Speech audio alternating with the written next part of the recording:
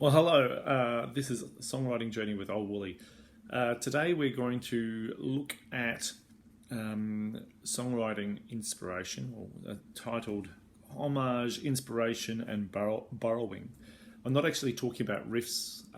There's a great episode of 500 song history of rock music in 500 songs, about 130 or so like that, with Day Tripper and others involved in that. Talking about how riffs get evolved and used, and you see this over and over. So I won't go into that so much, but what I'm talking about is the idea of a song, the lyric of a song, the musical feel, or even the overall score of a song being used to write a song.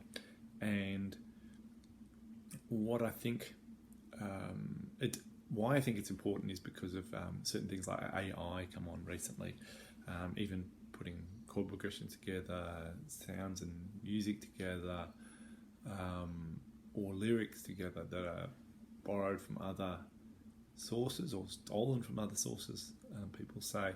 So I think it's a really challenging point of view at the moment. We're figuring out what we're doing, and almost the ethic of it, and why that makes something important. Look, the idea of borrowed songs or borrowed ideas or homage songs or answer songs have been around for a long time. One of the biggest answer songs in the early 50s in the country genre was called "It Wasn't God Who Made Honky Tonk Women" by Kitty Wells, that's right. And it was an answer song to the idea called "The Wild Side of Life."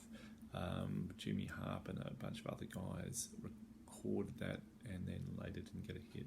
Anyway, long story short, musically it uses the same pedal steel line. Do do do do do do do do do do do do do do, uses the same vocal melody. It just uses different lyrics. And back in the day, there would have been some degree of attribution of those, not always, but essentially it was regarded as a separate song. It got played on the radio. It made money, and in some ways it dealt with the zeitgeist, or what we call the zeitgeist now, or the idiom, or the what was going on at the time. So it allowed people to feel it was contemporary, it was humorous, and I think there's something in that for us to consider in music these days. Despite the litigation and other things like that, having an idea, even in this situation, it's kind of parody of the previous one in a way, or partial parody or social commentary. It was probably worth having that as maybe a template to think about. So what's the difference between homage, inspiration and borrowing, or stealing, I guess, is for me, I think about it in different ways. First things first is, for me, I have been writing in what I see as a country genre for a while, and for that I'm thinking simplified bass lines, boom, boom, boom, boom. I'm thinking relatively simple chord progressions, a lot of majors, not so much minors, trying to stay to 4/4 and maybe a bum diddy rhythm sometimes, but it doesn't always have to be that, because it's been a broader genre than that. Just letting that inform my choices. So from that, I think it's homage, and it might be worth deciding what genre you're writing in and taking elements that you think of as iconic to do. For instance, instrumentation wise, the reason why I got into that genre is because I was playing mandolin. I got into bluegrass music and then realised in lockdown that I couldn't play bluegrass with anyone. I could just muck around with the mandolin, and I was going to be indefinitely doing that. It wasn't enough for me. I wanted to feel like I was playing songs or whole songs rather than just practicing an instrument. So went to the steel string guitar, and then later on started adding in instruments as I went. So for me, I think the idea of instrumentation, the general eye of arranging and composition eventually is what I've been thinking of, imagining these things in my head.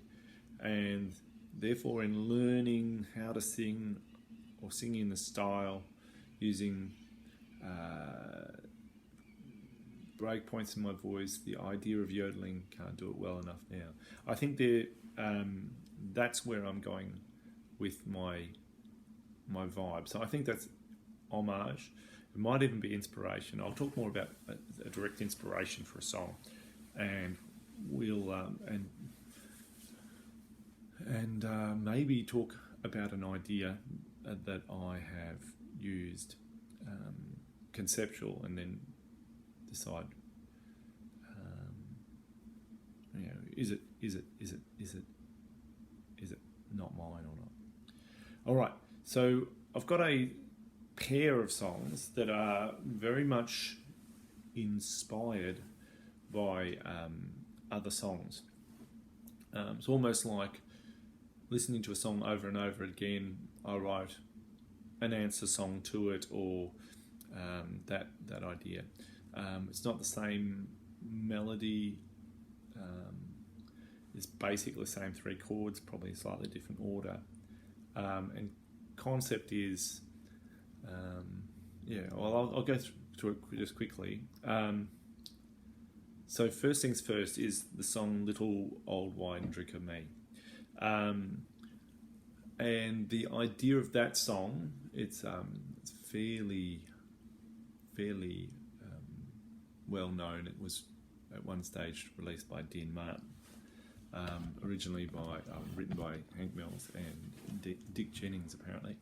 And the idea of it is, there's a guy alone in a bar. He's moved towns. He's drinking wine, which wasn't seen to be a very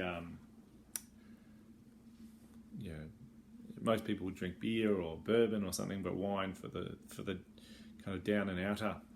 And he would call out to the barman to put songs on the jukebox, and that's really the song: desperation, loneliness, and wine. And so I like that concept, but I think I wanted to kind of cover the concept of starting as the standard drinker, and then had my hard drinking time. Now I'm stuck on wine, not as a prestige drink, but like the idea of wine being denoting that you degenerated. And so I came up with a phrase, wine, wine, wine. Bit of a joke shared with my wife.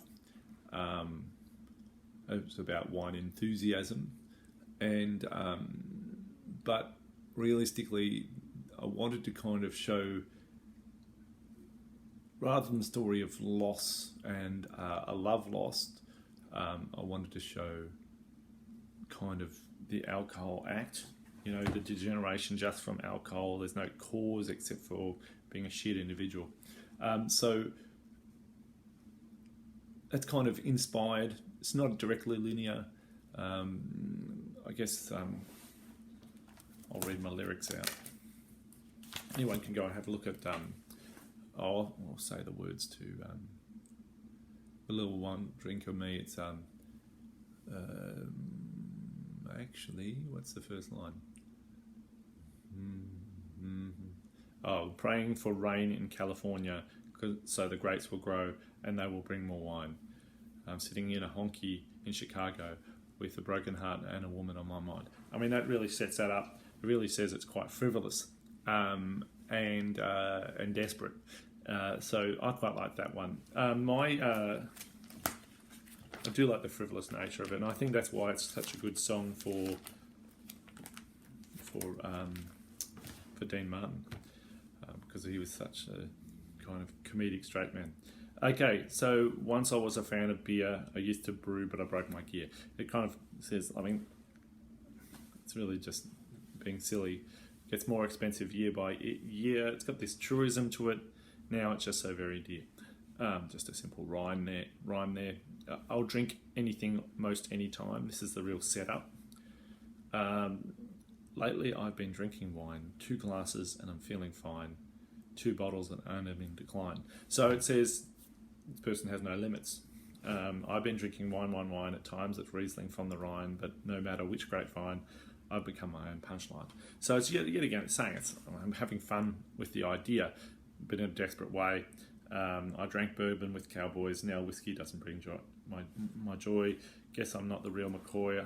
I'm down and out in old Fitzroy.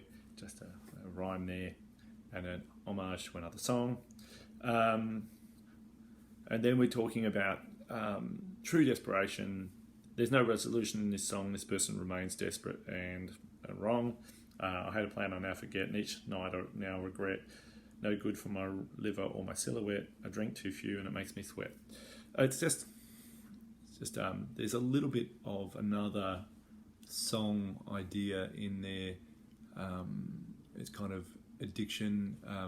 It's called Son of a Bitch, I think it's called, by... I went and saw these guys, I can't believe it.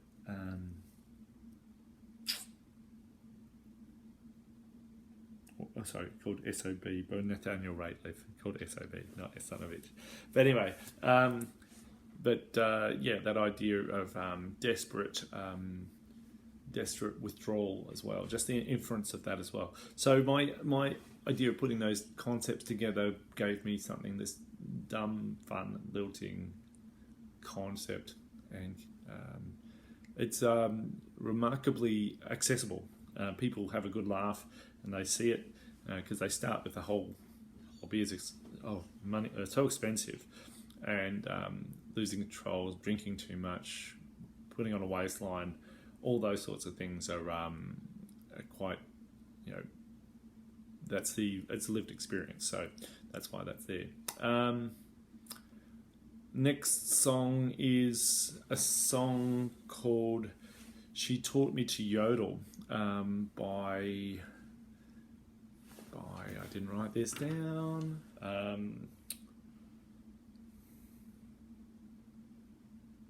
Frank Ilfield is the version, I think. And she went across to Switzerland where all the yodelers be. Try to learn to yodel with my yodeler lady. I climbed a big high mountain on a clear and sunny day. I met a yodeling girl up in a Swiss chalet. She taught me to yodel, she taught me to yodel, and it just degenerates into yodel. Okay, so that's a song that is inspiring, and I think the end of the song is talking about yodeling all the time, So that's the story. It's a song of joy, and I thought that's a great song.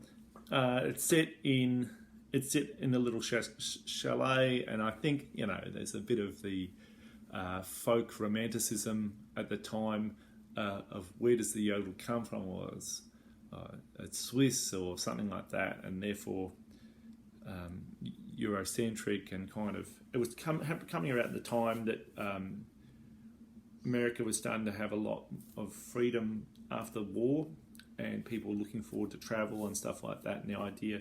So it was running on the spirit of what people were doing. For me, the song is, yet again, being very silly. It's a song, kind of a song of loss, kind of like the drinking one. I yodeled my lady right out of our home, which was yet again just another dumb joke line I had come up with my head. And I worked on the first few verses, and then long story short, I'll go through this. They warned me when I began to sing a yodel song that no one was a natural, that practice would take long. Which is really, look at a YouTube video. That's really what they say. And there was now just finish off the setup for the joke. So I began to try my hand, or rather was my throat.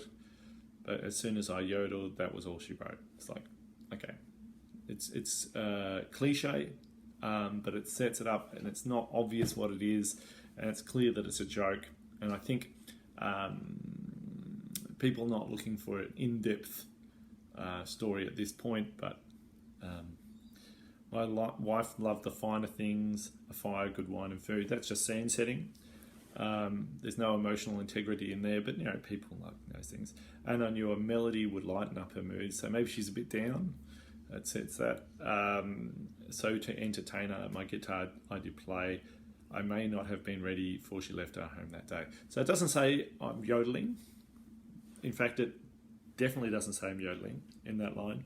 That's because the next line is going to be setting up how would I to know that I would so upset my spouse that when I sang my yodeler's cry that she would leave my house.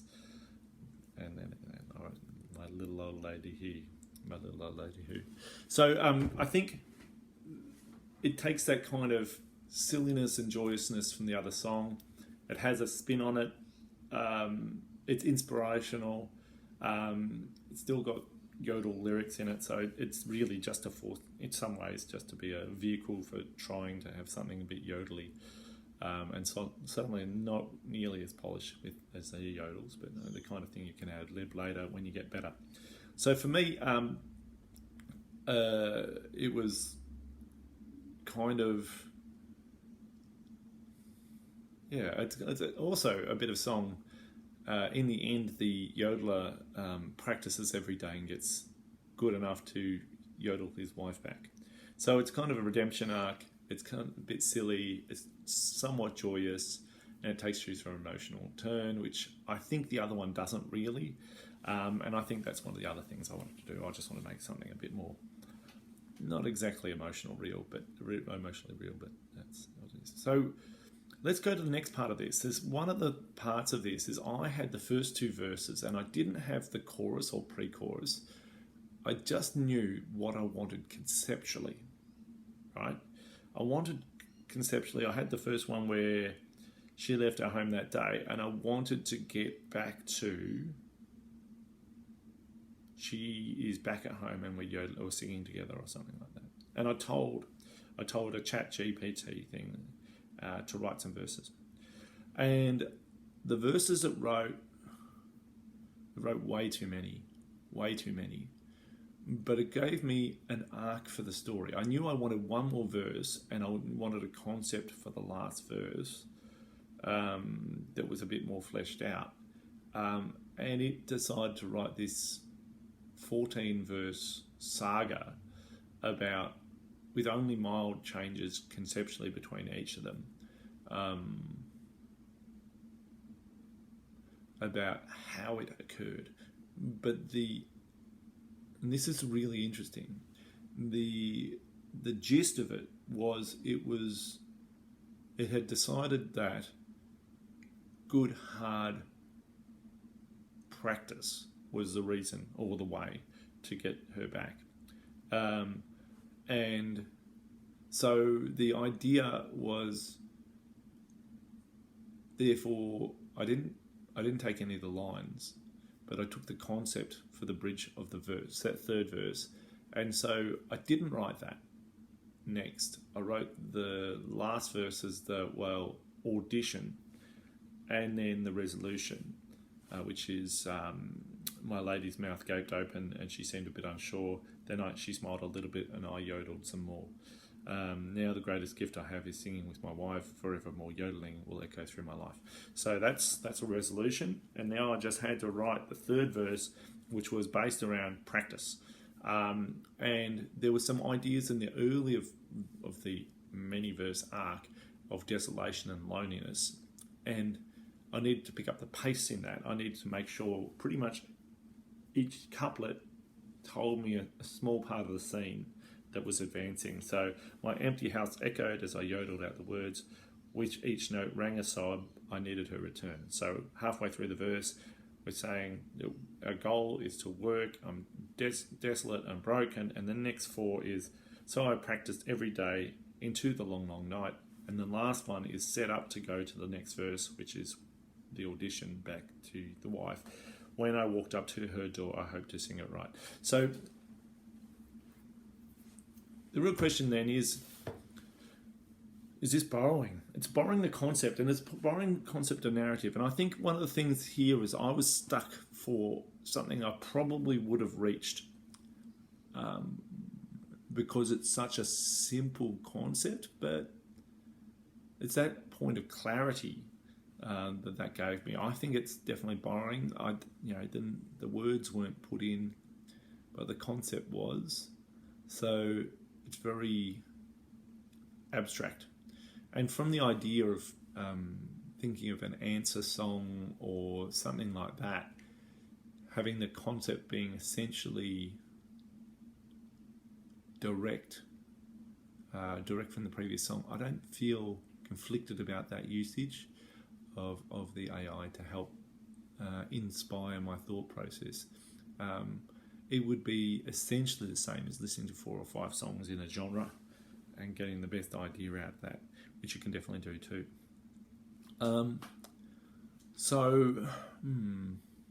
What to do now? So I guess the real question is, if you took a song like Billie Jean, right? I've been thinking about Billie Jean because it's such a great story, right? And everyone knows it. And you go, all right, Billie Jean, what if I analysed every pair of lines and got a concept out of it to make the story? Just say, oh, well, I'll bring up Billie Jean's lyrics.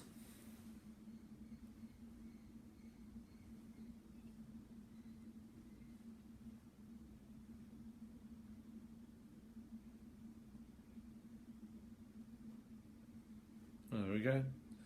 Very good. She was more like a beautiful queen from a music scene. Okay. So, ethereal. Okay. I say I don't mind, but what do you mean? I am the one who will dance on the floor in the round. So, she came to ask me to dance, and I was surprised. Right. Then repeats a bit. She told her name was Billie Jean, and she caused a scene. Alright, so she's an amazing dancer. But I like the idea of cause a scene is a great pun, but we can't steal that directly, of course. Every head turned with eyes that dreamed of being the one. So, we were together. We were a great pair together. Maybe it was more her than me. And I think we go to the next verse because the chorus is the summary. I think we move on. 40 days and 40 nights. Oh. No, it's a tough one, isn't it? Because we should really go into the concept of this one. People always told me to be careful what you do and don't go around breaking young girls' hearts. Mother always told me to be careful who you love and be careful what you do because the lie becomes the truth. It's like, I think that's a really interesting point. I think maybe Billie Jean isn't the right song to do this with because it's such a strong narrative. Well, let's have a look.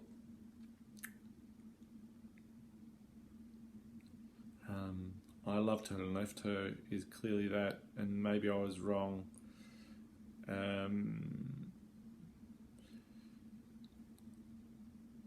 People were telling me I made a mistake. Now look what I've done. Okay, I think that's probably conceptually what we got to there. I didn't sleep with her. And now I'm a parent. Okay, well, this is obviously before DNA evidence. 40 days and 40 nights, the law was on her side. Who can stand when she's in demand her schemes and her plans?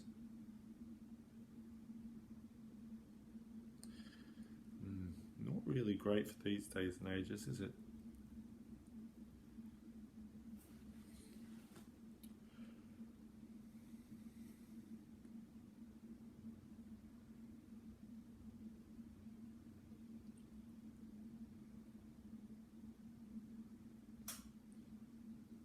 what the 40 days and full 40 nights the laws on a side means.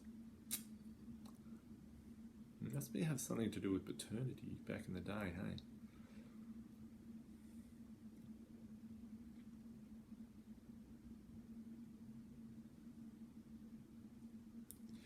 I think the idea is, conceptually, you don't want to necessarily have a law thing. You want to conceptually say, well, I believed her. Maybe you don't say I didn't sleep with her. You say I didn't believe it was my kid. But then I found out she'd been sleeping with another man. That's a concept you probably want to say. And then, is it really my child? Because you don't have to use it really well. You can use the first half of a song, and then you can come back and say, is it really my child? I'm sure there's songs like that. But so that's really our Billie Jean's not our lover. I'm not the one. She said it's my son. Maybe we go to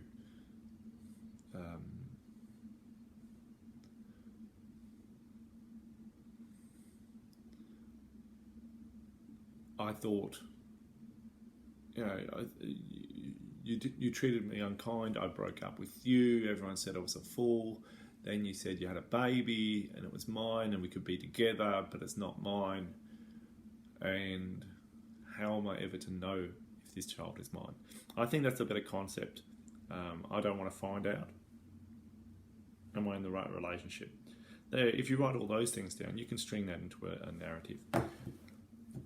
And it's, line by line, going through and getting to that point where you start to break off and come up with a new concept.